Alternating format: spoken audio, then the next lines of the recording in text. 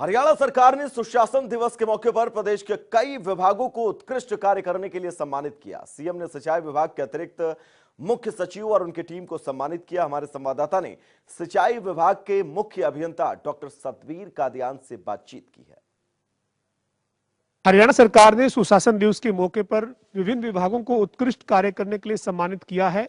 हरियाणा के सिंचाई विभाग को भी ये अवार्ड मिला है। मुख्यमंत्री मनोहर लाल ने अतिरिक्त मुख्य सचिव देवेंद्र सिंह और उनकी टीम को अवार्ड दिया है। मेरे साथ मुख्य अभियंता जो सिंचाई विभाग के हैं डॉक्टर सतबीर कादियान वो मौजूद हैं। डॉक्टर साहब, आपकी जो पूरी टीम है, आपके जो विभाग के अतिरिक्त मुख्य सचिव डॉक्टर देवेंद्र सिंह है, उनके पूरी टीम को ये अवार्ड मुख्यमंत्री के हाथ से आज मिला है। इसमें किस तरह का कार्य जो आपकी सिंचाई विभाग ने पिछले एक साल में किया है जो आपको ये अवार्ड दिया गया है? सबसे पहले तो मैं बताना चाहूँगा कि माननीय मुख्यमंत्री इस अवार्ड के असल पात्र हैं। सुशासन की नींव उन्होंने हरियाणा में 2014 में ही रख दी थी और चूंकि वो अभी सिंचाई मंत्री भी हैं, मुख्यमंत्री तो हैं, तो सही मायनों में वो इस अवार्ड के हकदार हैं। साउथ हरियाणा के चैलेंजेस काफ़ी हैं। साउथ हरियाणा में पानी यमुना से ही मुख्यतः आता है और यमुना का पानी हमारे पास समुद्र तल से लगभग 222 मीटर की ऊंचाई पे है। जो दूर दराज के क्षेत्र हैं हमारे, वो उनकी समुद्र तल से ऊंचाई 424 मीटर है। और पिछले सालों में 1976 से बाद जब से जेएलएन बनी है, कभी भी पूर्णतः उन टेल्स पे पानी नहीं पहुंचा था और बीच में तो उनकी स्थिति काफ़ी खराब हो गई थी, चाहे वो कैनाल नेटवर्क है या जो पंप्स लगे हुए हैं। और इसमें मात्र पंप या कैनाल के एक सिस्टम के ठीक होने से भी काम नहीं चलता। बिजली का सुचारू होना, बिजली के उपकरणों का ठीक सुचारू रूप से काम करना, पंप हाउसेज का काम करना, कैनाल का पूरी तरीके से ठीक होना, ये सारे लिंकेजेस हैं जो सीरीज में हैं। यानी कि अगर एक भी कड़ी अगर कमजोर पड़ती है तो आप अंतिम छोर तक पानी नहीं लेके जा सकते। जेएलएन में पानी लगभग 1600 से 1800 क्यूसेक जाता था, लेकिन 2016 से माननीय मुख्यमंत्री उस समय भी सिंचाई मंत्री रहे हैं और अब भी सिंचाई मंत्री हैं। 1600 क्यूसेक पानी को हम लेके गए हैं 3250 क्यूसेक। वो अधिकतम चल सकता है उसमें। उस पानी की उपलब्धता को हमने बारिश के दिनों में, जब रिलेटिवली नहर के पानी की आवश्यकता बाहर कम पड़ती है, उसको हम नहरों के अंदर लेके गए, पूरे पंपिंग सिस्टम को ठीक किया। और महेंद्रगढ़ नारनौल जिले में जिनका पूरी की पूरी इकोनॉमी, दो बड़ी नदियां, जिनका एक का नाम दोहन है, एक का कृष्णावती है, ये राजस्थान की अरावली पहाड़ियों से निकलती हैं। कृष्णावती लगभग 77 किलोमीटर हरियाणा में है और दोहन लगभग 55 किलोमीटर हरियाणा में है। ये नदियां पूर्णतः सूख गई 1978 में। इसमें इन दोनों नदियों पे राजस्थान ने लगभग 18 बांध बना दिए और आप सोच के हैरान होंगे कि इन दो नदियों में लगभग 10,000 क्यूसेक पानी आता था। अगर मैं उसकी तुलना करूं तो बारिश के दिनों में अधिकतम पानी यमुना में 8.5 लाख क्यूसेक आया है और आज यमुना में 15,000 क्यूसेक पानी चल रहा है, 1500 क्यूसेक पानी चल रहा है। जबकि इन नदियों में, इन दो नदियों में बारिश के दिनों में लगभग 10,000 क्यूसेक पानी आता था, जिससे पूरी इकोनॉमी आबाद थी। नारनौल मुगल काल में ट्रेड सेंटर था बहुत बड़ा, लेकिन ये नदियां अब सूख गई थी। यहाँ पे लोगों का पलायन शुरू हो गया था और जमीनी पानी लगभग 2000 फीट नीचे चला गया था।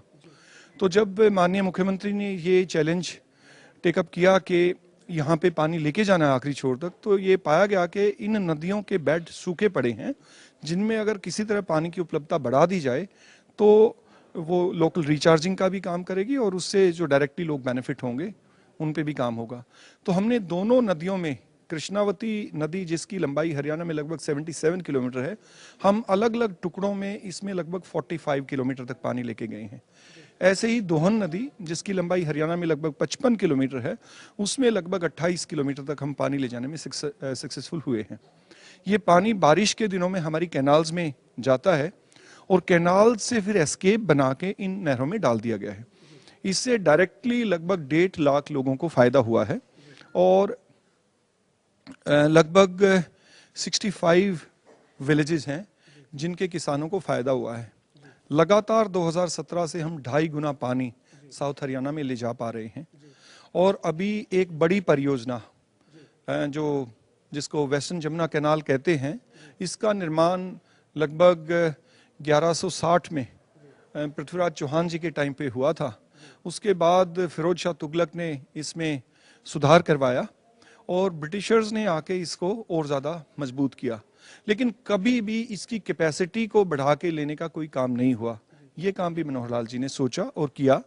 इस पे एक परियोजना बनाई गई है जिसका एक बड़ा हिस्सा हम एग्जीक्यूट कर चुके हैं, जिसमें लगभग 60% के करीब काम हो चुका है और इसके माध्यम से हम बारिश के दिनों में 5000 क्यूसेक पानी अधिक यमुना में बारिश का ले पाएंगे और ये 5000 क्यूसेक का बड़ा हिस्सा साउथ हरियाणा के लिए इस्तेमाल होगा। पर ये मैं बता दूं, ये बारिश के दिनों में होगा। बारिश के दिनों में ही लगभग 71 रेनी डेज हम मानते हैं। उसका फल ये है कि आज के दिन नारनौल, महेंद्रगढ़ और including part of Charkhi Dadri, Bhiwani, यहाँ पे भूजल स्तर में लगभग 250 फीट तक का इजाफा हुआ है। जब पानी को हम एस्केप से नदी में छोड़ते हैं तो कुछ देर तक दूरी तक पानी बह के जाता है, जिसको लोग डायरेक्टली भी उठा लेते हैं और उसका सबसे बड़ा फायदा होता है हमें ग्राउंड वाटर रिचार्जिंग में। हमने औसतन लगभग 60,000 एकड़ फीट पानी की ग्राउंड वाटर की रिचार्जिंग की है, जो सिंगल रिचार्जिंग प्रोजेक्ट का पूरे कंट्री में सबसे बड़ा है और हमारी ये प्रयत्न लगातार चलते रहेंगे और इस पे हम और पुख्ता तरीके से काम करेंगे। हमारा सिस्टम काफ़ी हद तक रिवैम्प हो गया है और वो सस्टेनेबली काम भी करेगा आने वाले टाइम में। मुझे उम्मीद है कि और बेहतरी आएगी। डॉक्टर साहब, ये सुशासन दिवस के मौके पर जो आपके विभाग को अवार्ड मिला है, इसमें दक्षिण हरियाणा के लिए आपने जो बेहतर काम किया है उसके लिए आपको सम्मान मिला, लेकिन इसके अलावा आप पूरे हरियाणा में आप किस तरीके से सिंचाई विभाग जो है वो क्या नए प्लान के साथ काम कर रहे हैं? चूंकि डार्क जोन जो है वो बढ़ गए हैं, उन डार्क जोन में आप कैसे जो है वो काम कर रहे हैं? ये सबसे सेंसिटिव और सबसे चैलेंजिंग सवाल है कि हरियाणा के इस वक्त लगभग 60 ब्लॉक हैं जो डार्क घोषित हो चुके हैं और स्थिति लगातार भयावह बनती जा रही है। सबसे बड़ी दिक्कत है हमें कि हमारी फसलों का कल्टीवेशन। हम अगर 1 किलो धान अगर पैदा करते हैं तो उसके लिए लगभग 5000 लीटर पानी लगता है। हम इसमें कोई शक नहीं है कि हम धान को एक्सपोर्ट करके विदेशी मुद्रा कमाते हैं, बट फैक्ट ये है कि हम धान नहीं, हम पानी एक्सपोर्ट करते हैं और इस पानी हरियाणा डेफिसिट में है पानी में। हमें रावी ब्यास का पानी अभी तक मिल नहीं पाया है।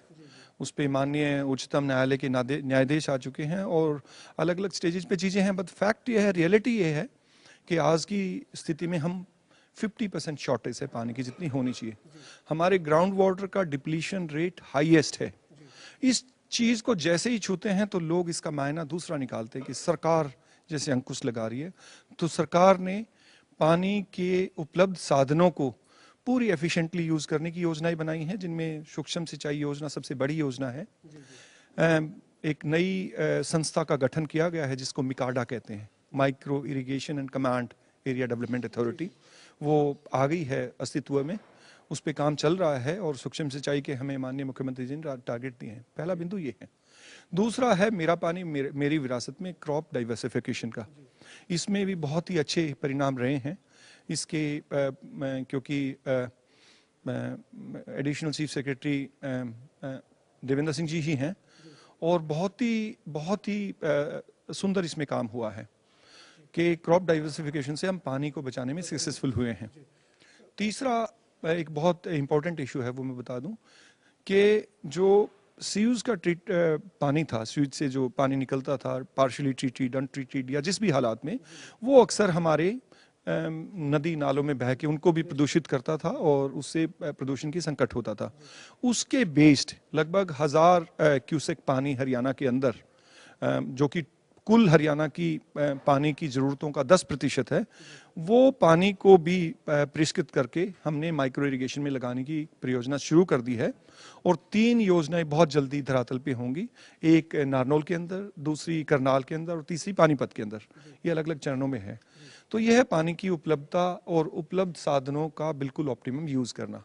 एक और स्टेप बड़ा लिया गया है जिसमें कि हमारी इंडस्ट्री का किस तरीके से पानी वो लेते हैं और वो एफिशिएंटली उसको यूज़ करते हैं कि नहीं यूज़ करते हैं। और पिछले कई सालों से हमारी पूरी इंडस्ट्री इस दिक्कत में है कि उनको कोई भी नहीं मिल पा रही, अनुमति नहीं मिल पा रही है। जो एनजीटी हैं उनकी अपनी गाइडलाइंस हैं, वो बहुत सारा सब कुछ बॉचअप हो गया। तो माननीय मुख्यमंत्री जी ने एक वाटर रिसोर्सेज अथॉरिटी का गठन किया है, जिसमें उन लोगों को समय से उनकी परमिशंस मिलेंगी और इस साधन को, इसका आंकलन और इसका एफिशिएंट यूज़ दोनों पे काम होगा। तो सरकार पूरी तरीके से सचेत है पानी को लेके, पानी के संसाधनों को लेके। डॉक्टर, मेरा अंतिम सवाल है, किसान जो है उनसे आपकी क्या अपील है? चूंकि जो पानी की जरूरत है उसके मुताबिक उपलब्धता जो है वो लगातार घट रही है, चाहे हम ग्राउंड वाटर की बात करें या कैनाल या जिन भी चीज़ों से हमें पानी मिल रहा है वो लगातार घट रहा है, और ग्राउंड वाटर जो है वो काफ़ी चिंताजनक है, और 60 के करीब आपने बताया कि डार्क जोन जो है वो आज बन चुके हैं। तो ऐसे में आपका क्या, जो आपने तमाम प्लान बताए उसके साथ आप ही किसानों से क्या अपील है, और सरकार और सिंचाई विभाग जो है वो किस तरीके से फोकस इसके ऊपर करने वाला है? मेरी सभी किसान भाइयों से गुजारिश है कि आप ये जो फसलों का, कि आपने धान गेहूं लगाना है, इससे थोड़ा सा बाहर आके सोचिए। सरकार ने अनेक योजनाएं बना दी हैं कि वो हॉर्टिकल्चर को, वेजिटेबल्स को, फ्रूट कल्टीवेशन को, पोल्ट्री को, एनिमल हस्बेंड्री को, उनकी तरफ बढ़े। मैं छोटा सा उदाहरण दूंगा। कोई छोटे से छोटा किसान भी आज गांव के अंदर है जिसकी जोत मान लो 2 एकड़ है या उससे भी कम है, वो आज बाजार से या तो सब्जियां खाता ही नहीं है, अगर वो सब्जी खाता है तो बाजार से खरीद के लाता है। मेरा इसमें अनुग्रह ये है कि एक हिस्से को आप चाहे अपनी जरूरतों के लिए आप अपने खेत में पैदा करें। दूसरा, अगर आप जाके देखोगे एनसीआर क्षेत्र में ये ज्यादा है, वैसे तो लगभग पूरे हरियाणा में इसका प्रोपेगेशन हो गया है, लेकिन लोग हॉर्टिकल्चर पे और वेजिटेबल्स पे बढ़ रहे हैं। ये बढ़े, ये ज्यादा से ज्यादा करें। बहुत बहुत धन्यवाद सर। तो ये हमारे साथ सिंचाई विभाग के मुख्य अभियंता डॉक्टर सतबीर कादयान थे। डॉक्टर सतबीर कादयान ने कहा है कि हरियाणा सरकार और सिंचाई विभाग लगातार जो पानी की उपलब्धता है उसको लेकर काम कर रहा है। कई योजनाएं बनाई गई है, जिन योजनाओं के ऊपर काम चल रहा है, कई योजनाओं को लागू किया गया है, लेकिन साथ ही उन्होंने किसानों से भी अपील की है कि जो फसल है उस फसल चक्र को बदलने की जरूरत है, ताकि जो पानी है उसकी उपलब्धता बनी रहे। वीडियो जर्नलिस्ट विजेंद्र सिंह के साथ पवन सिंह और जनता टीवी, चंडीगढ़।